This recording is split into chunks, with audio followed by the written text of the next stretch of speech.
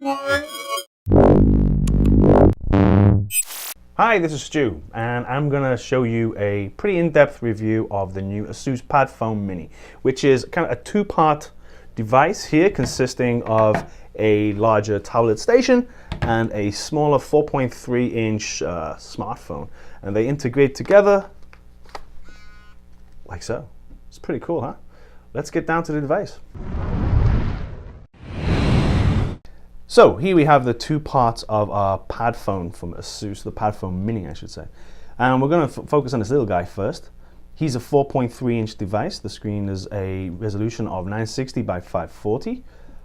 Inside here we have a Qualcomm Snapdragon 400, which is pretty snappy and runs Jelly Bean 4.3 Android, pretty damn slick. If we just go around the device, we can see that there's a power button right here. It's actually quite high up. I kind of prefer the power button a little further down, but hey, that's where they put it. There's a volume rocker just below that. Around the top, we have an audio jack. There's not a great deal else on the device apart from the port, which interfaces with the Padfone station right here. On the rear, we've got an 8-megapixel camera, which is backed by a flash. Nice ASUS and Padfone logos. On the front, we have a 2-megapixel without flash. Inside here, you're getting 1 gigabyte of DDR2 low power, 16 gigs of internal storage, which is not bad. The whole thing weighs around 100 grams, or just over 100 grams, and you're getting a relatively small battery with a 1,500 milliamp hour polymer battery. If we just go now to the larger part of things, I'll just insert into here. And you can see immediately, this is the real trick, this is where all the magic is, immediately we've transformed our phone into a tablet. So you can see that this is a much larger 7-inch screen. It's 1280 by 800 resolution. And again, with both of these devices together, you've got a fair bit of weight here. This is over 300 grams now.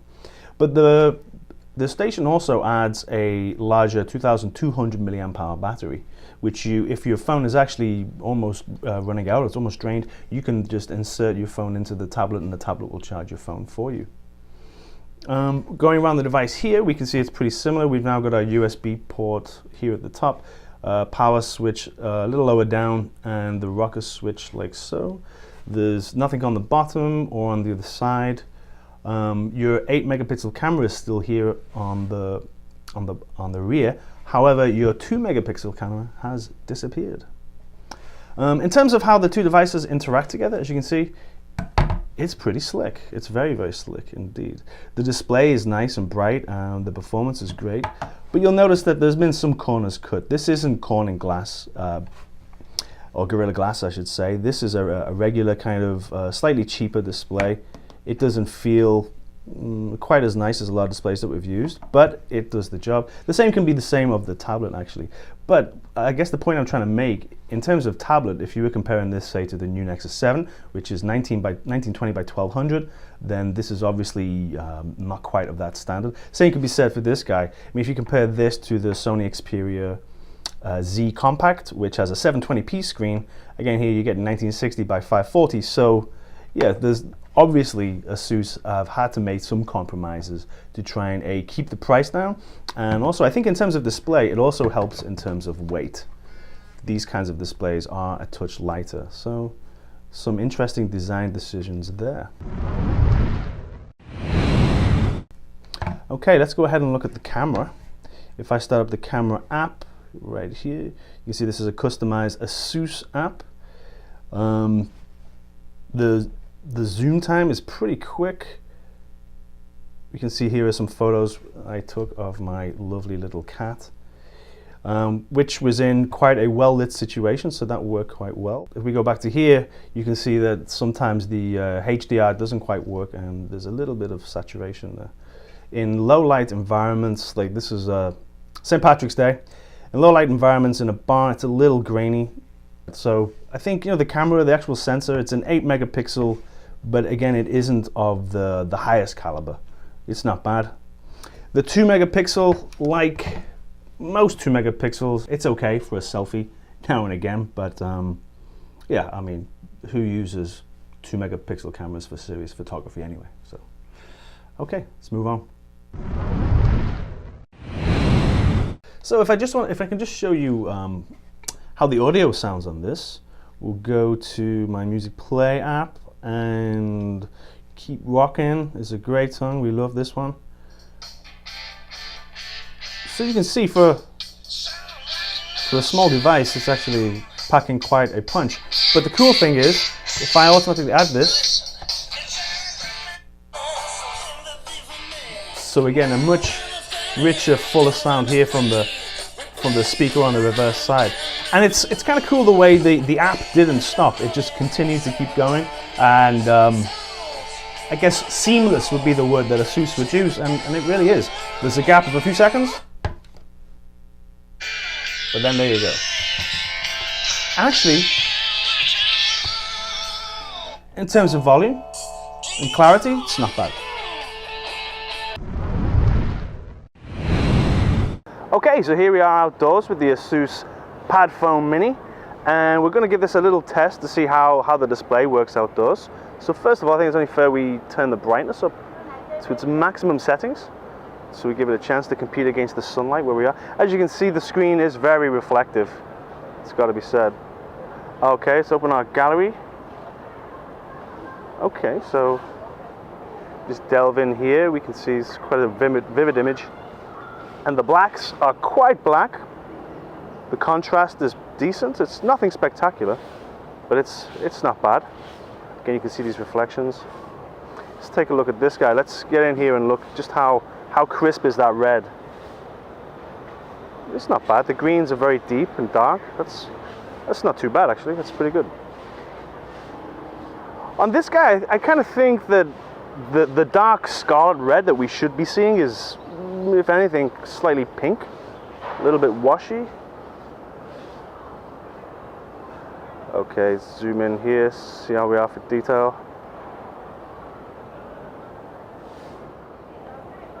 Right, and here we have a windmill. Let's have a look at these whites here. Let's get right in, see how they look. That's not bad, actually. So overall, you know, this is an LCD screen. It's not an LED. We don't have Gorilla Glass or anything too fancy. But overall, the experience is pretty decent for a mid-range kind of screen. It's not bad. So let's talk about performance. Inside the ASUS Pad Mini, we've got a Snapdragon 400 from Qualcomm, which is not a, you know, by any means a cheap or bottom-end system on chip. But it's a quad-core chip, and it's kind of aimed more at this market, the 4.3 market, more than the 7-inch market. And what that means is that in terms of raw performance, in our benchmarks, which you can check out in full review, check the description below, we found that actually the phone part was performing better. And we figured that's just because there are more pixels to deal with this guy.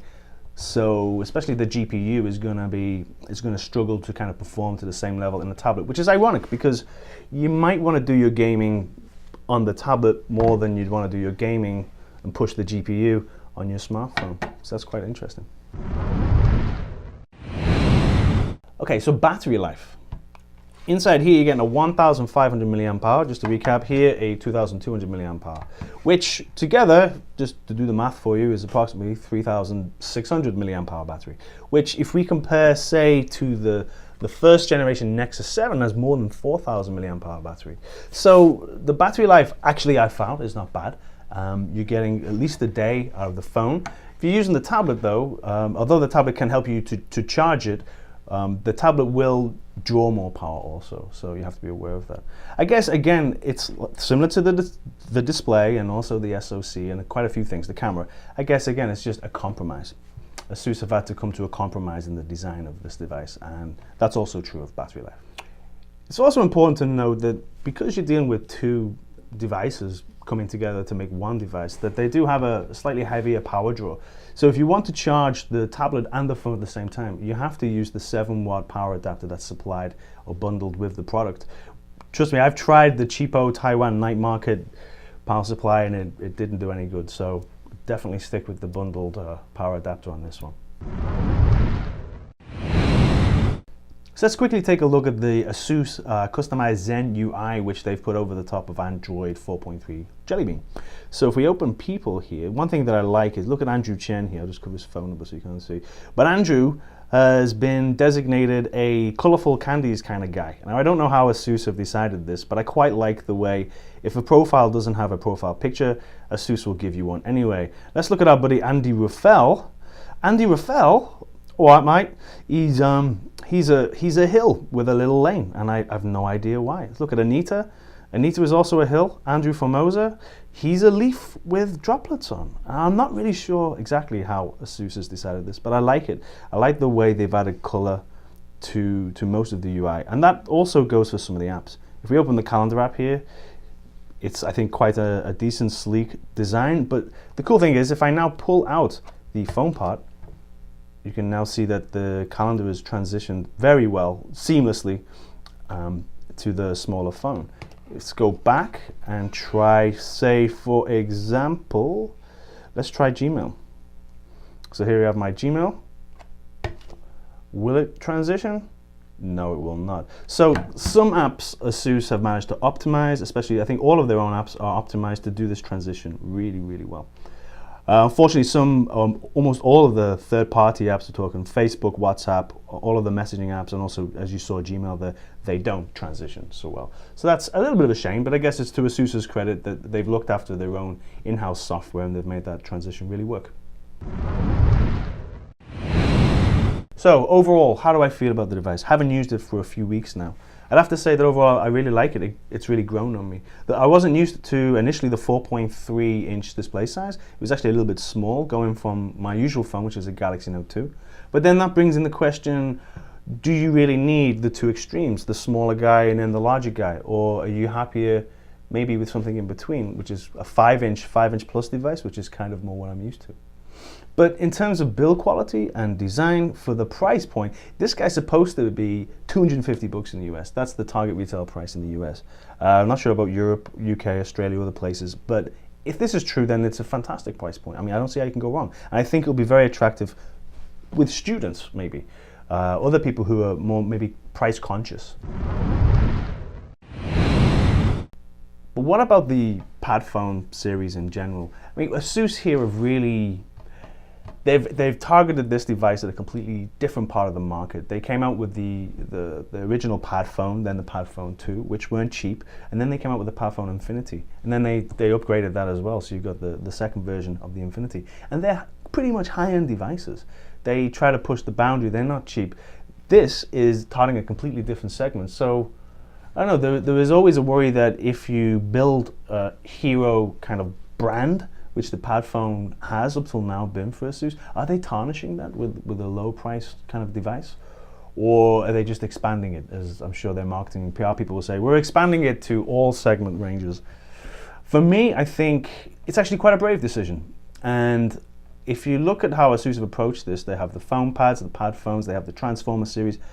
They're being very innovative. They're trying anything and everything almost, it seems. So I guess if this doesn't work out for them and they don't ship any of these Padfone minis in volume, then maybe they'll drop it. But it's credit to them, I guess, that they're willing to try things and to innovate at different segment levels. So I gotta say, in conclusion, for the price, you cannot go wrong, and credit for ASUS for building a really great device.